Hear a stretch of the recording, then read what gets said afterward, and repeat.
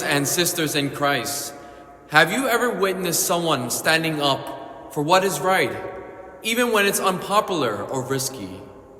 We see in today's gospel from Mark, we see Jesus doing exactly that, and his actions offer us a powerful example to follow, especially on this day of prayer for the legal protection of unborn children.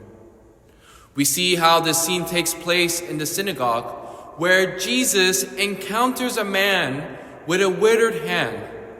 The Pharisees are watching him closely, not to celebrate the healing power of God, but to find a reason to accuse Jesus of breaking the Sabbath law.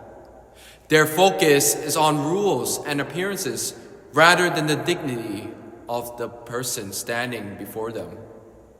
In response, we see Jesus ask a powerful question. Is it lawful to do good on the Sabbath rather than to do evil? To save life rather than destroy it? When no one answers, Jesus, grieved by their hardness of heart, chooses to act.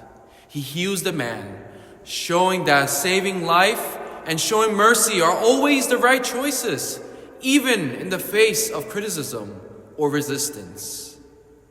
Today, as we reflect on the sanctity of life, this gospel reading challenges us to examine our own actions and hearts. Are we ever tempted to stay silent when life is at stake? Do we allow fear, indifference, or inconvenience to stop us from defending the vulnerable? Or can we, like Jesus, be courageous witnesses to the dignity of every human life, especially the unborn who have no voice to speak for themselves? This mission is not without challenges, but Jesus reminds us that love and truth must guide us in our life through our prayers, our advocacy, and our daily actions. We can become instruments of God's mercy and justice in the world we live in. My brothers and sisters, we must reflect and ask ourselves, how can we bring healing and hope to those who are most vulnerable?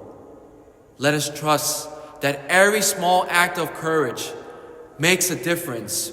With God's grace, may we stand boldly for life and proclaim the gospel of love to a world in need.